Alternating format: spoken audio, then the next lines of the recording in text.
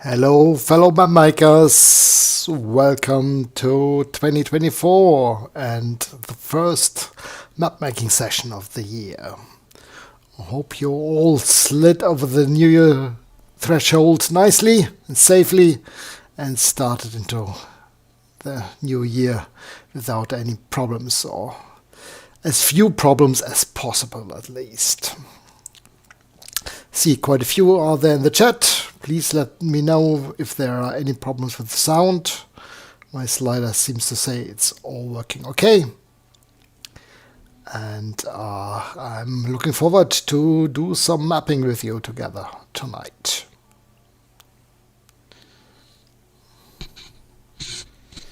All right. Still, thank you, Vivian. Sound is fine. Everybody's wishing everybody's a happy new year in the chat. It's going round and round. Very nice. All right. And with the new year, of course, also the new Cartographer's annual has started. And that's what I want to show off tonight. The first style of the year. A nice little overland mapping style. And I'm going to take you through creating a map with it. The original style this is based on actually goes back a long time now, to 15 years, to 2009, and it was created by Alan Bowker, who was master mapper I think the year before or that year, I'm not quite sure off the top of my head, and recreated the at the time most common overland style for Dungeons & Dragons adventures and settings. And in all the time, that style has evolved, and the current map maker for these kind of maps in Dungeons & Dragons is Mike Schley. And the style is still similar, but it's also changed a lot. And so I've taken the Alan style and tried to adjust it to match Mike's style a lot more, using some of Mike's fill styles and some example maps from the web. And here we are with the Fantasy Realms Reimagined style. If you haven't subscribed to the Cartographer's Annual yet, what are you waiting for? It's available now on our website. Last year's subscribers should have all received an email with a resubscription link at a discount. Everybody else can still get the early subscriber discount, which is a little bit less. Available until January 10th. That's next week. Alright, so let's get started and see what we're doing. Yes, usual, before I forget my usual spiel. If you've got any questions, do post them in the chat. There's lots of knowledgeable people around there today. We'll be happy to help out, and if possible, I can show stuff on screen as well. Sue will forward me any questions that she thinks might be nice to show on screen. With that many people, I'll have trouble actually following the chat while I'm map making at the same time. Alright, so let's get started. I'm on the example map. If I zoom out, you see the whole map here that came with the Cartographer's Annual. But we're going to start from scratch. Start a complete new one by clicking the new map icon on the file toolbar at the top. I'm not going to save my changes here. And then I'm going to go to the map type overland maps. Click next. And then I'm going to look for my style. As you should know by now, we've stopped using the annual prefix for the annual styles because it just was getting too many and wasn't really helpful anymore. And therefore, instead, we've put the year in brackets at the end, and you can find the style by its name.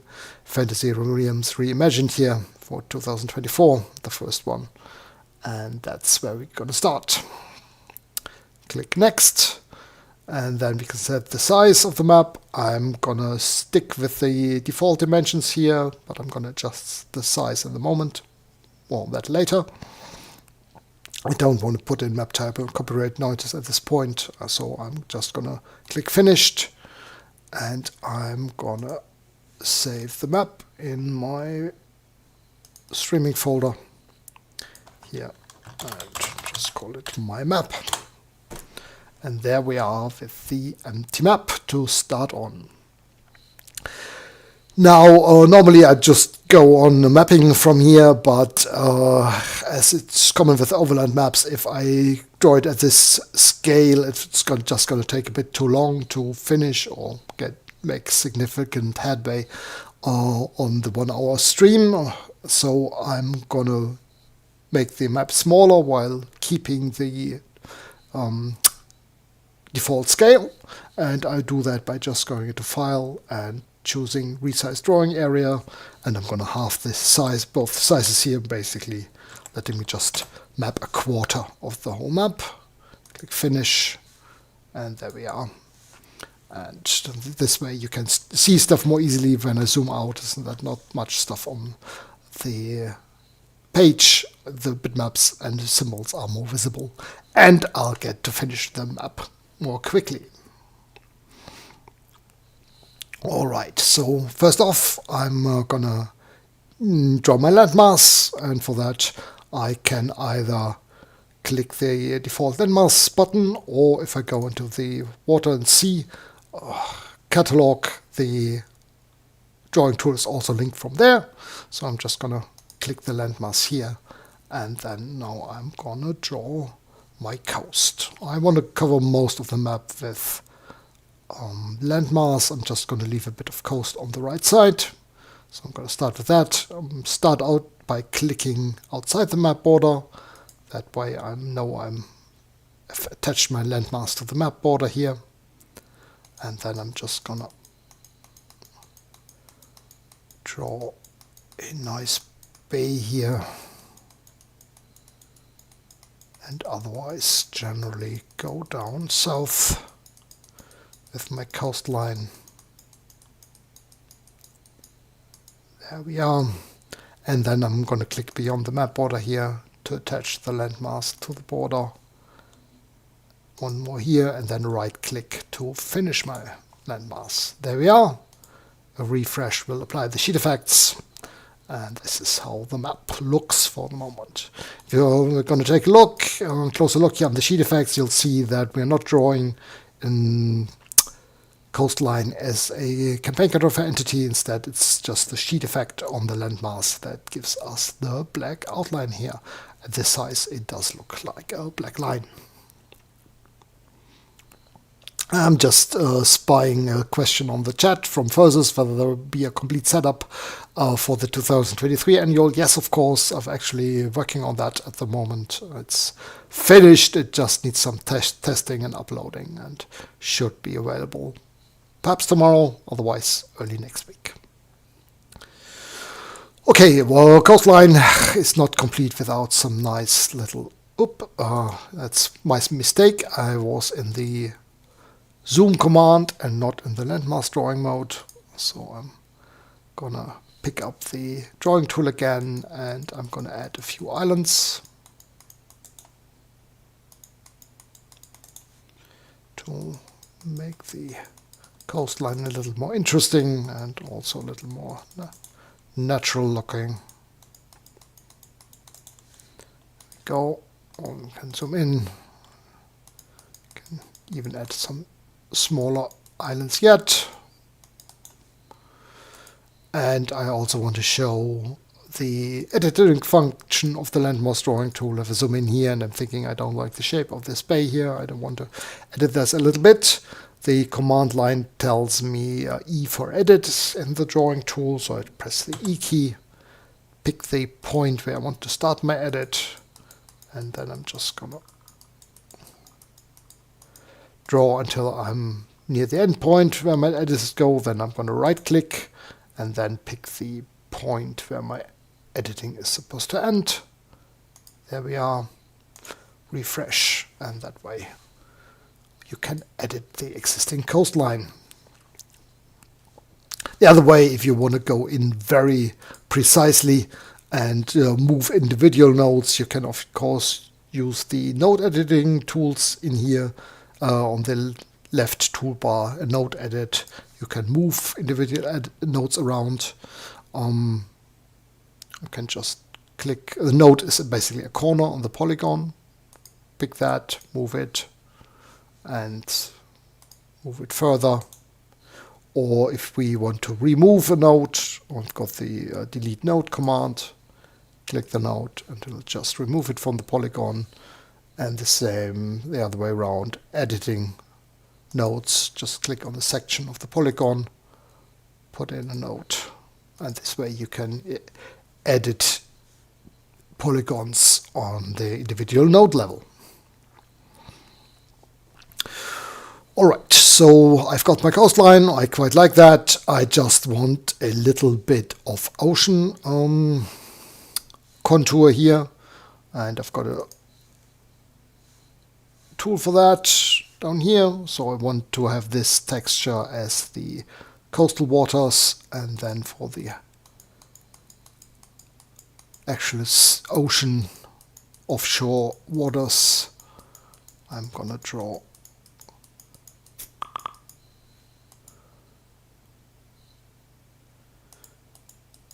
okay.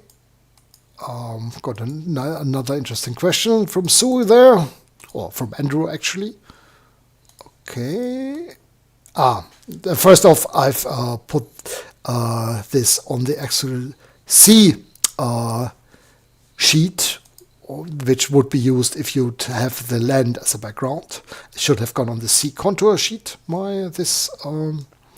See, I could have used the contour dark for the other, for darkening of the C, or I could have selected C contour, then this polygon would have gone onto that.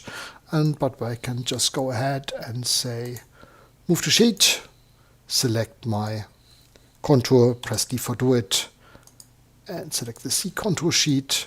And now we do have the edge fade over effect here, and you can see that we've got the ocean contour on the open sea there. And now I just want to go on and add a few more deeper water areas here. Just a little bit. And a bit here. And a bit here. There we go. So I've got request from Andrew how to decrease or increase the fractalization of a polygon after the fact. There's a couple commands. You can further increase a polygon by using the fractalize command. So I could go in and say I wanted to fractalize this island more. Choose the fractalize command. Set the strength and depth and everything in here. Click the icon, press D for do it, and now we've added more nodes. Basically, for depth 1, it adds 1 node between every 2 others. For 2, another level, and so on. So be careful with this, because each step doubles the amount of nodes that go in, and the entity becomes very node heavy and therefore computation intensive in redrawing and space, and so don't overdo it with the fractalization. If you, on the other hand, you want to remove nodes, we do have another command for that, and that would be remove nodes here, and that just, you don't have as much control over that command, unfortunately, so to be a bit careful with that. Yeah, you go. You can see that it does remove the nodes. Right. Yeah, and actually that's true. We've got just the note from Remy that we do also have the simplify command. I just don't know, it's actually not on the menu yet because it's a newer command. We probably should do it. Do I have it? No. So you can type that at the command line, simplify. And then you set the distance you want to have between nodes. Basically, the anything less distance than that will be removed from the polygon.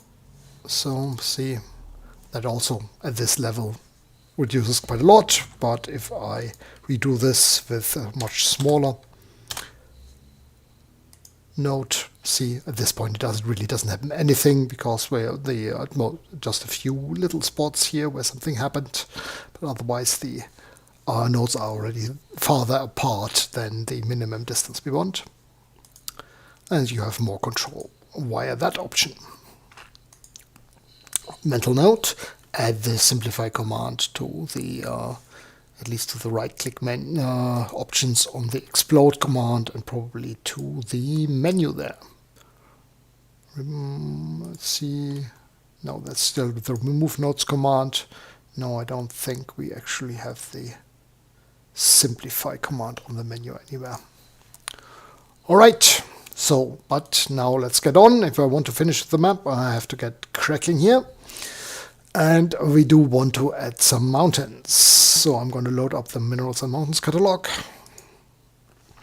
And that brings up the catalog window with a number of different symbols. It does look very few symbols, but if I expand the collections, here you'll see that it's actually quite a few different hills and mountains. They are just all hidden behind their little groups or collections, to be precise. And we do have two different types of mountains. We have the snow-capped versions in larger ranges, and then a single mountains. The same with not snow-capped mountains, and then we've got the hills. Let's grab one of the mountain ranges here, click, and what you'll see is that the indicator bar here, where normally the sheet is shown, does get red. That's because on placement, the symbol is set up to split onto different sheets. So let's just place the mountain here, just right-click for a second to see what our size is here. Let's set it to normal, make it a bit larger. There we go. And if we take a look here at the symbol, you'll see that it looks quite a bit different from the version we see in the catalog window. That's because the different parts get placed on different sheets, and then sheet effects get applied. So what do we have here? Let's have a quick look and turn off sheet effects so you can see the difference. The effect, and there you can see the simple vector drawing that the vector symbol is actually made of. We do have the dark gray background here, and that's on the mountain base sheet. Then we do have the lighter snow or high or peaks area on the mountain peaks, and then we do have the ridge lines on the mountain ridges sheet. Let's have a quick look. Mountain base has a number of different sheets. A texture overblend that gives that the gray texture. Colorize that makes the texture all gray. A bevel that adds the shadow effect to the symbol, and a little wall shadow directional that gives a little darkening outside of the symbol itself. That's the peaks. Just have an edge fade effect. Basically just the center line of the mountains gets lightened through the lighter polygon, and the ridges get a blur and a bit of transparency effect to make them merge into the background. And that's the result. And as you can see, the shadow here is on the south side of the mountains. And if I grab the same symbol again and just line it differently, and you'll see that the shadow is still on the south side despite rotating the symbol. And that's because the shadow effect is done through the bevel effect and not through the symbol itself. And actually the wall shadow does not make the symbol darker around it. It actually lightens the gray, the green around it a little bit. That's also in trying to recreate an effect on Mike Schle's example maps. Alright, same if I grab one of the just gray mountains here, the same effects get applied, and it's just without the central lighter area on the mountains. You can of course scale and rotate all the symbols.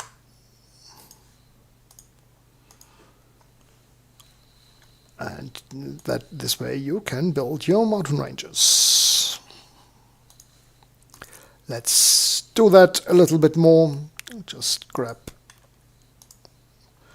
gonna set it back to normal. You can also overlap the symbols a little bit. That makes them merge quite nicely into longer ranges. We go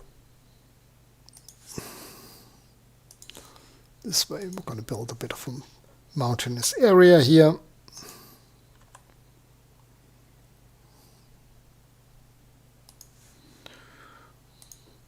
There we are. And now I'm going to grab the other symbols without the snowy area in the middle, make them a little bit smaller, so showing lower parts of the mountains.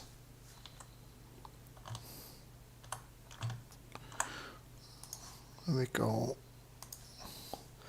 One here, and then a few individual mountain symbols.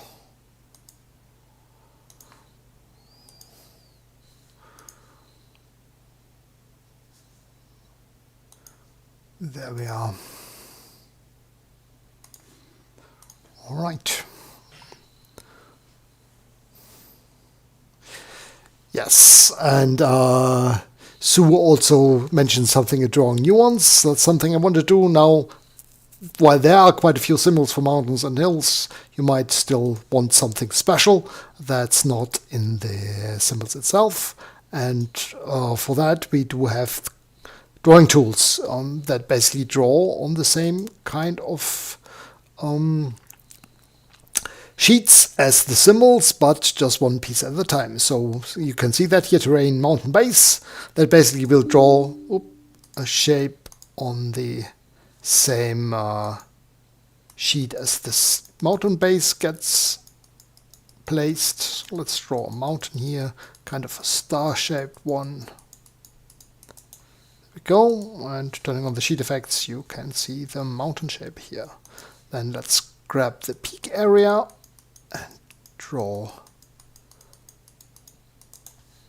the lighter area in the center, and then we can grab the ridges and just draw some mountain ridges on the symbol. So I'm first going to do the main ridges here leading up to the peak, and then a little bit of the side ridges showing the direction, the slopes of the mountains go.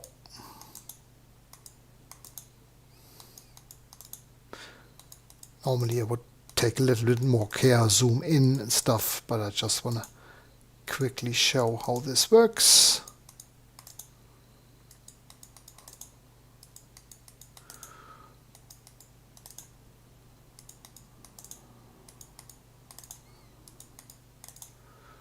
And there we are. And we've got our own little mountain.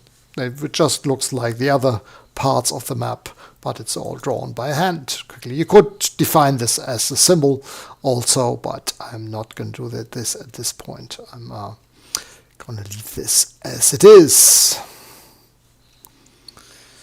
All right.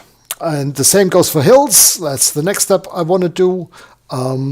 This hills work the same way. They just go on their own little sheets with a little bit different effects. Different textures get applied, but in general they work exactly the same way. You can see that they're also randomized, and each time I click one, it just grabs a new one from the list. we go. Zoom in, you'll see it. You can also overlap these a little bit to build. Oh, that was not quite what I wanted. I placed one on top of each other. You can't really overlap them completely, or you can, but it will look a little bit odd if I show you that, because they separate their ridge lines onto a new sheet. They will show through the other ones, and they just crisscross each other.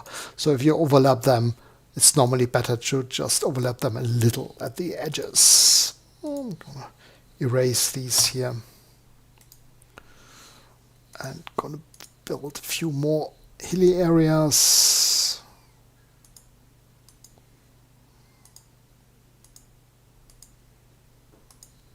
There we go.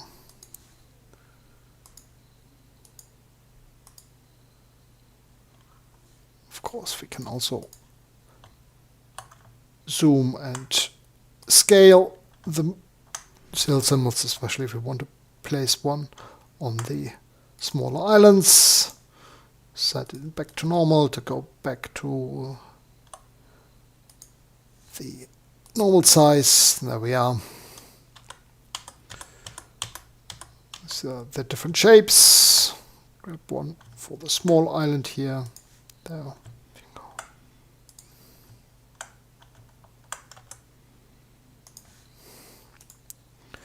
And this way we are building our mountains, our hills. Let's put down a few more here. There we go. All right. So much for our hills and mountains. Next up, let's do a few rivers. For that, I'm going to go back to the Coast Sea catalog, which also has links to the rivers. So I'm going to start with a large river, and I think this bay here is an excellent point to start a river.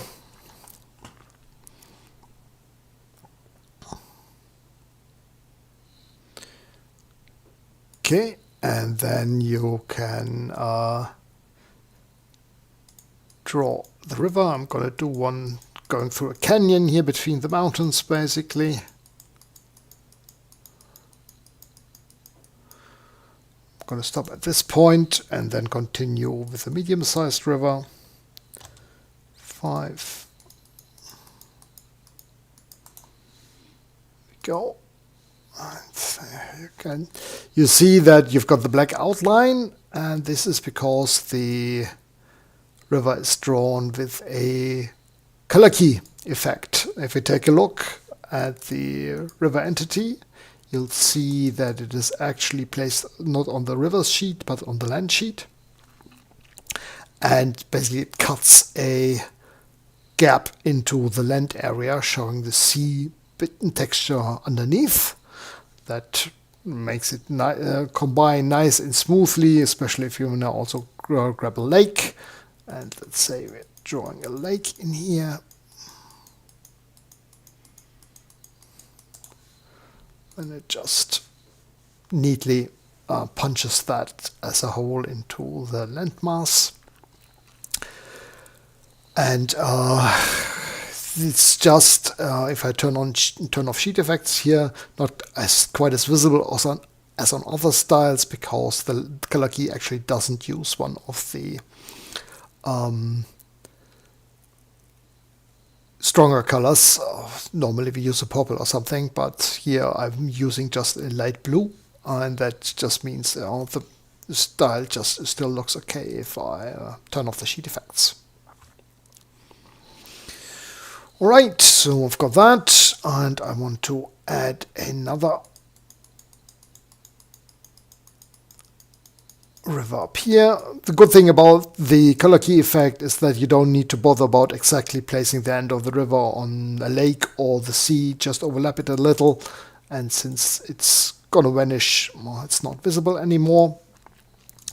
And also, the only thing is if it gets very small, the sheet effect can make it just look dry.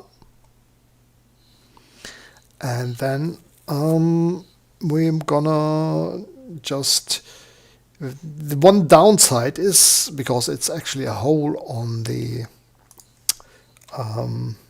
landmass, you'll see here that the river vanishes behind the mountain. Because the hole is underneath the mountain symbol, it's not visible there. And that's why I've included the river stream drawing tool. If I use this on the mountain, you'll see that it's still visible. That's because this is drawn in the light blue style and not on the as a hole in the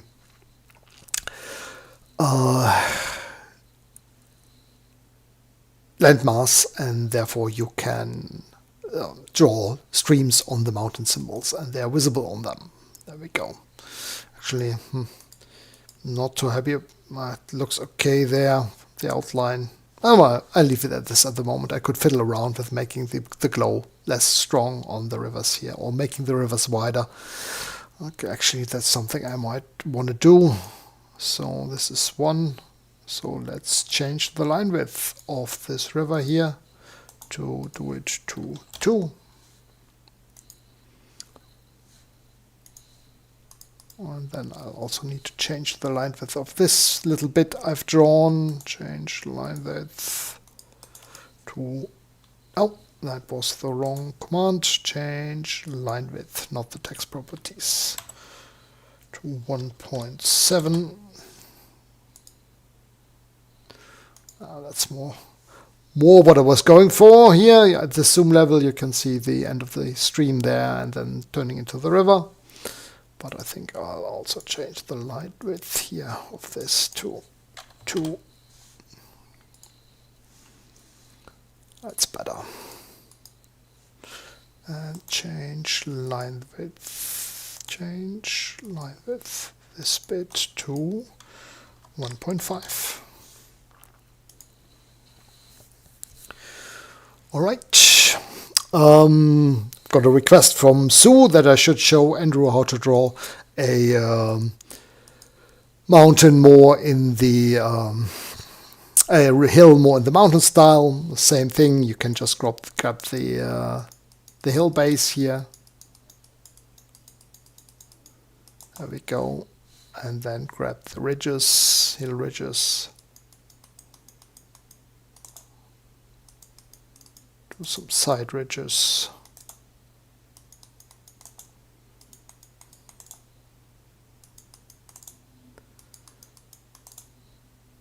And you'll have the same style and colors, but more in the shape of the mountains. And there you go.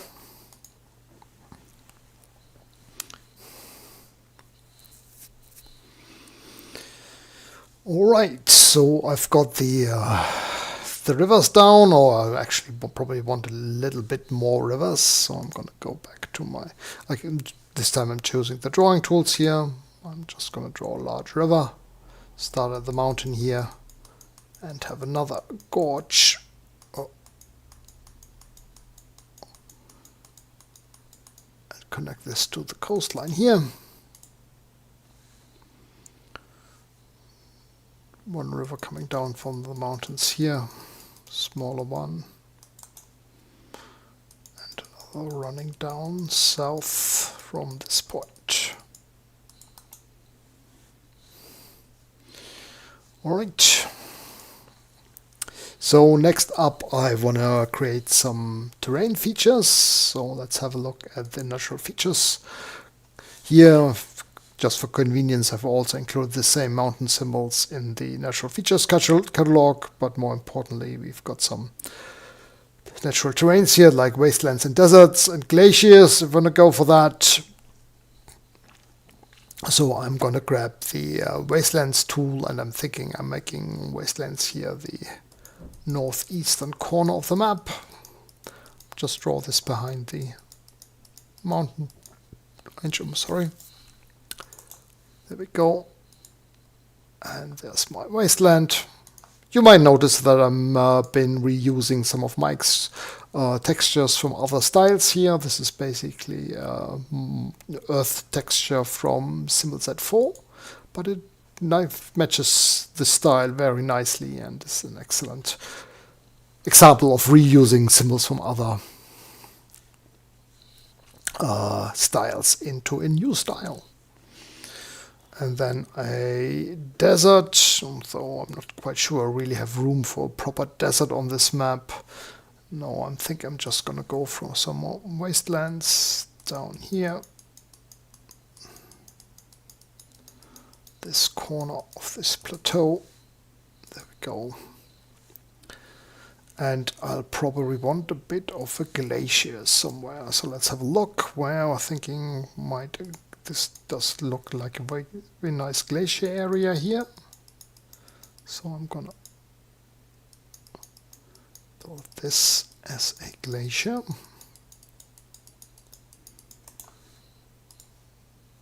There we are. See, it just goes below the mountain area. You can use the ridges here to, if you want to put some breaks in the glacier or something, but I don't think I need it here.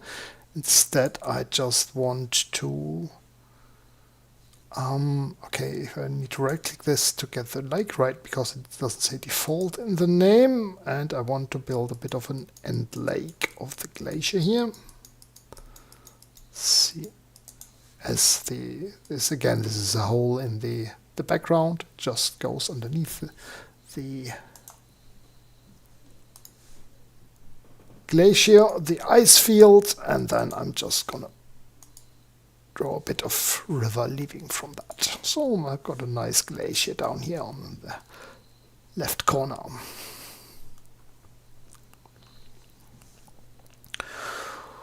All right, so let's go on with some, let's go to the vegetation catalog. We've got some more terrain here. So let's say I want a high moor here somewhere on this area of the map. That's one of the things for most of the terrains. You do need to be careful not to cover the rivers again, because they're actually a hole on the landmass. So you can use the trace command to follow a river, for example. This, but you need to be careful not to cover the river completely. Go. Okay.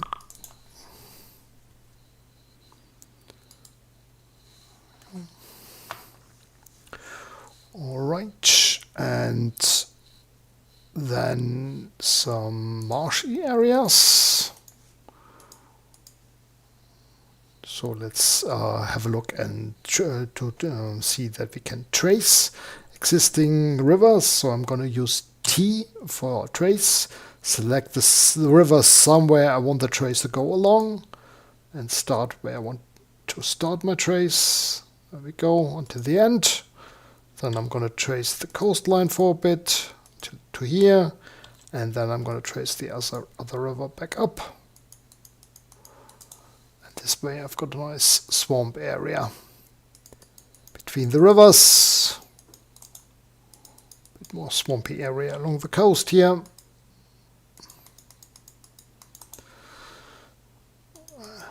There we go. Well, it's actually the marsh fill. If we're going to go for the swamps, I've got more area where I can place these. There we are. Some swamps. I had a question from Versus whether we can use textures for the hills. Actually, the hills do have a texture applied, so texturize effect. Let's have a look here in the hills base. See, there's a texture overblend there. It goes for the hills background. You could, of course, change that to the same as the mountains there, and then you'd get the mountains texture on the hills as well as on the mountains. If you want to do different hills, you'd have to do a different mountain base sheet and then split the hills per sheet to have different sheet effects applied or different textures. All right. So next up, we want a bit of forests. So I've got different shadings of forests. Let's go with the darker forest first. And the good thing about forests, the rivers are set up basically that they also cut on the forest sheet. So if I draw the forest here right across the river, so the advice I gave on other terrain does not apply to the forests. Oh, actually it does. Oh. What did I do there? Oh, something wrong here. Where did I place that? Okay, now I'm a bit confused. What did I do? First, it does have the color key effect. Oh, did I not info list? I thought I had the river set up to... Oh, no, come, let's go again. Two entities, do it. One goes on the land sheet and the other on the forest sheets. Okay. Ah, no, I know. Because I drew the river first, it is on the one copy of the river is on the forest sheet, but I've drawn the forest on top of that, so I do need to send it to the back first. Quite easy.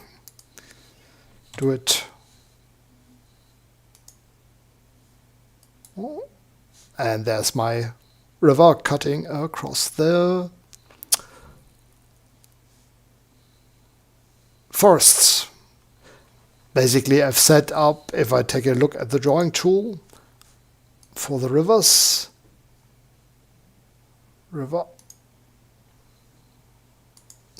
you'll see that it has its own entity with the properties, but it also has an outline with an extra entity, and that outline goes on the forest sheet.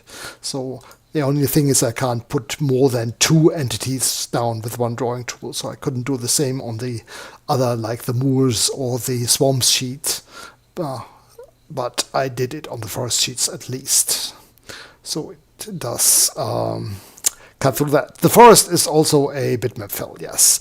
And actually it does go on top of the mountains, so I can draw forest across the mountains, and I didn't consider that when drawing this. So I wanted to actually leave more space for the mountain here.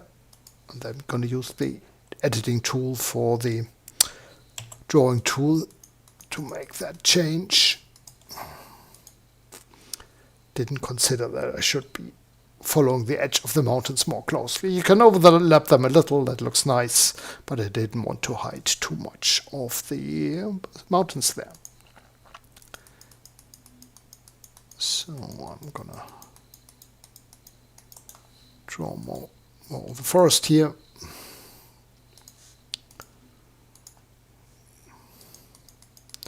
My dark forests here on the high plateau. Let's add a little bit more this corner here. See, I'm following the mountain edge with my forest here.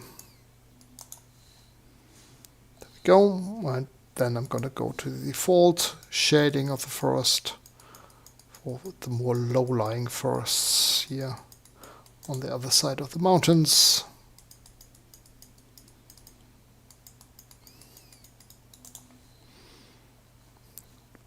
Send this to the back. No.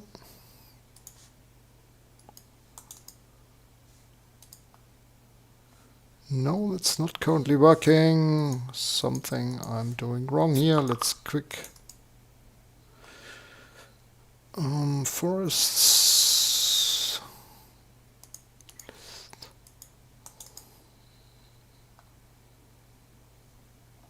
Yeah.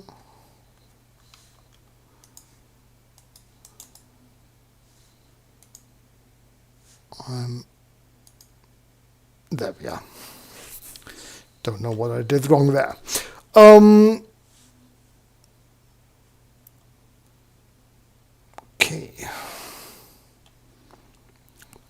Yeah, good idea there from Riven to show more of the mountains above the forests. In this style, you could just separate the ridges sheets a little bit out. So let's, for example, let's have a look at if I do that with the hills. You could, well, let's if I move. No, let's do it with the mountain ridges. Move them down to so it's below the forests in the list, and then the ridge lines here will extend into the forests, as you can see. Not quite what I like in this style, so I'm gonna put it back. There we are.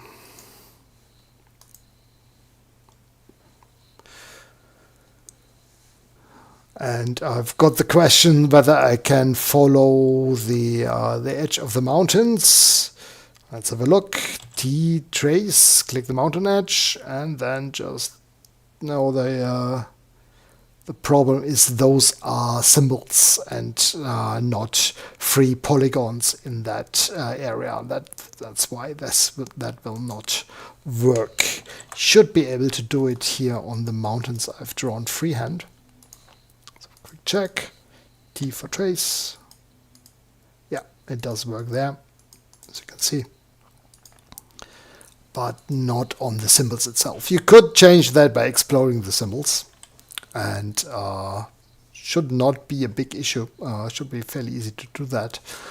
But I'm not going to do this. Go there in this map now because you have to set up the properties first. So the exploding entities do have the correct properties and everything, and that's going to take a moment. Should be easy enough to with this. Just generally follow the edge of the mountains without covering too much. Go. See, just follow the mountains here with a few clicks.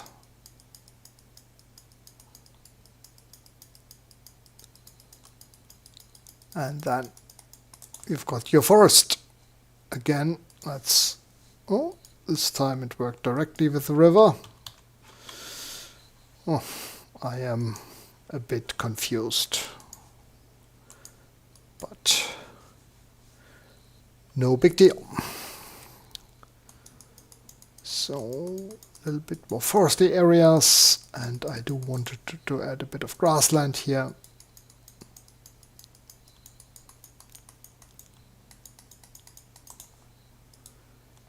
There we are. And then a little bit of farmland for the more civilized areas.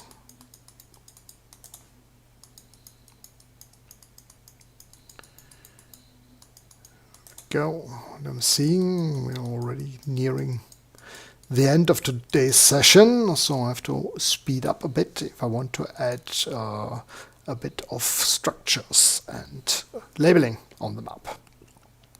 So let's have a look and see. We've got our landscape down with a mountain range, a high plateau here where there's a glacier and some moors and wastelands, and then the lower lying coastal area.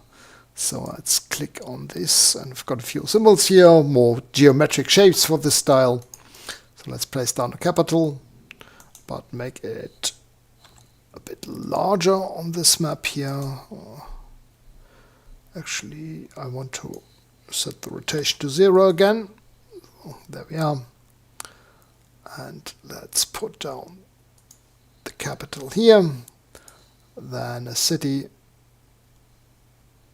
up here. The gorge. And then a couple of towns.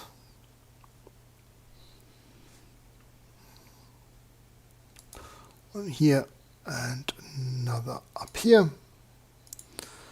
Then I'm gonna grab my major road style and start from the center of the symbol here and just follow the edge of the lake and then the river here.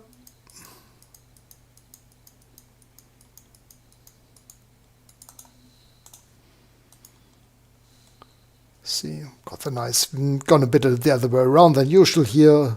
The major road is wider, but has the interrupted line, makes it more prominent than from just a normal road. If I take that and start here with the F9 modifier on the other road, and then zoom out, draw the road up here, and then continue up north to the edge of the map. The other one again from the center of our capital down south.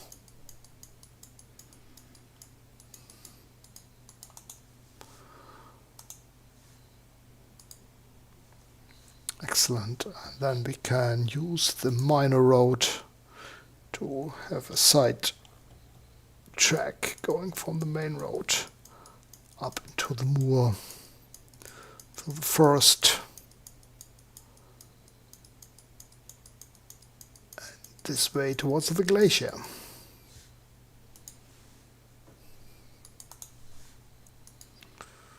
And perhaps put a little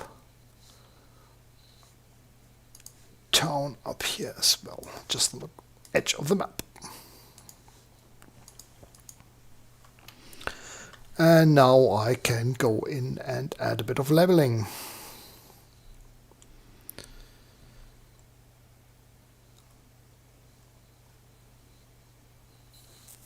First is this asking whether there's a bitmap filled with holes with transparent parts in it.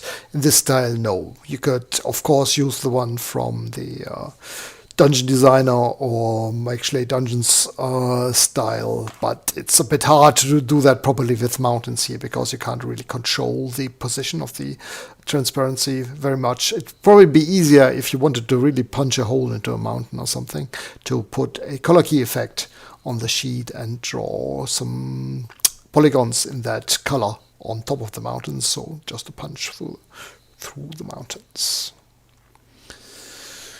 Alright, so let's switch to the labels layer and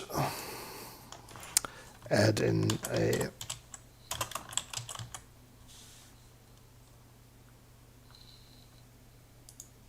yes, just saw the mention there from Vivian, who's noticed that when I click using the F9 modifier, I hit the river instead of the road. So I'm just gonna change that F9, put it here on the road instead. And so I've got my text size down here. Let's check. It's 7.5. So I want to make the next one a bit smaller for the smaller cities. So I'm going to use 5 size for that, for Lakeside. So perhaps it is a bit too small in comparison. So let's make that a little bit larger. The text tool remembers the last size you use, so it's about 6.5 here now. So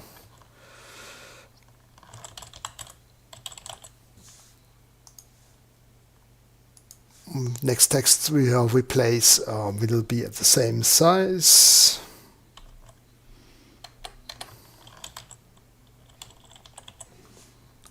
Let's just label some of the places here.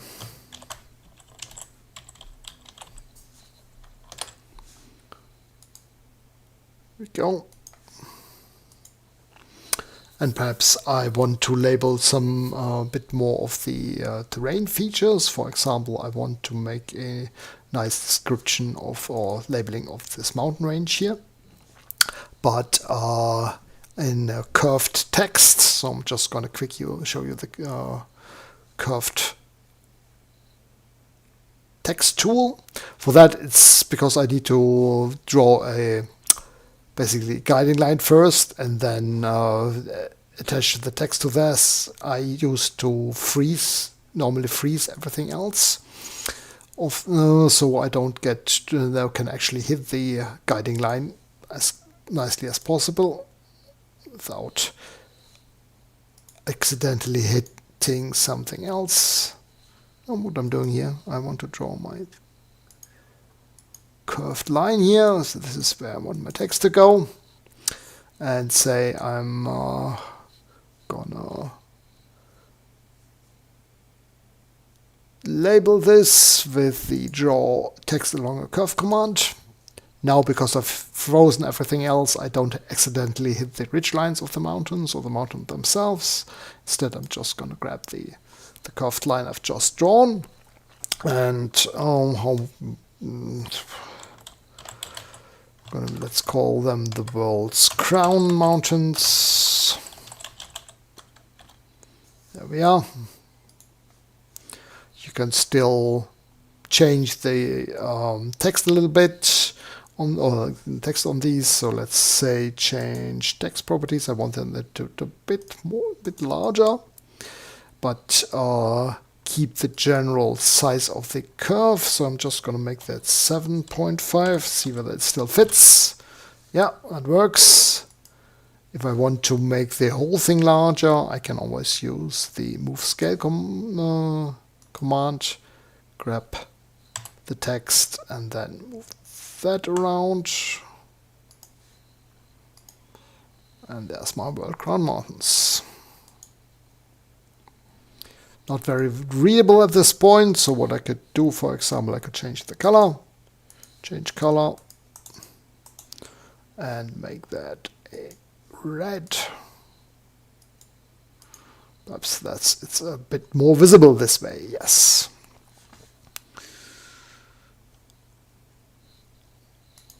Right, and this is how we generally do this style. So I also want to add a little bit of the description for the coast. So I'm gonna grab an arc for this. You have just to be careful with the arcs because the text will always go along in the mathematically positive direction around the circle that the arc describes or is part of. So this should go from down here up here. Or actually, no, that would be the clockwise direction. Well, let's just give it a try. So I'm actually gonna do this, draw text along a curve. Let's call it the Pearly Coast. No, it did work actually.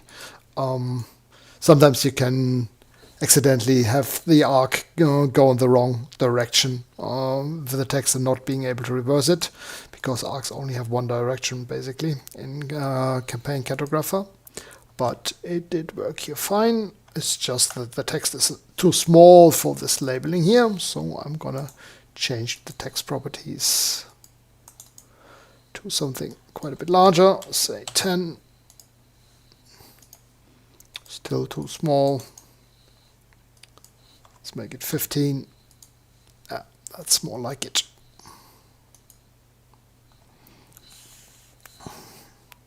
The coast. And let's call this the Coracle Bay. This we're just going to do with the angle text. There we are. Then we do want a North Star in the map. Grab this one here. Well, this is quite large for the map, so let's make it size 1. And then actually I'm going to put a north marker on that, an N basically just at the top of the arrow. So N. Align it correctly in bottom center, so I can fit it nicely to the tip of the arrow. And then I do want to place down a scale bar. I'm going to grab the scale bar here. Thinking actually it probably fits down here nicely. We're just going to move the compass arrow in a moment. So this is a scale 1, and scale 1 on the scale bar will be 100 miles. So I'll just leave the default 100 in there, and then I go in and use the move command on the arrow and the north marker and move it up a bit. There we are. And that's my map. And I've got a nice, of course I could go into a little bit more detail with I forgot to label one of the towns down here, so I'm gonna want to do that, and I want now to use the same size as the previous labels here, and I'm just gonna use extract properties, click that. I do have to thaw the other stuff for this. Again, click on the lake. Oh, actually I hit the river there, so let's pick this one here. That looks better. Labels, text sheet, and let's call this South Shore, and this is now the same size of text as the one on the other labels. All right. And that should be it for today. Got a nice little example map together in an hour. Could have used a few more labels and stuff, but it's easy enough to add further material at this point. And you can see how the style generally works, with the rivers cutting through both the forests and the landmass, and the mountain symbols split on different sheets and having different sheet effects applied. Alright, thank you very much for watching, for following along on the first live mapping of the year. I'll see you again next week, and hope you make some nice maps and share them on the forum. Remember, I always love to see, or we all love to see, your maps on the forum and the Facebook group if you're there. Even if you're still learning, it's just nice if people are sharing. People are always happy to give advice, and so if you have a map, share it and let the others enjoy them. All right, see you and have a good time. Start off into the year with the right foot, and bye bye.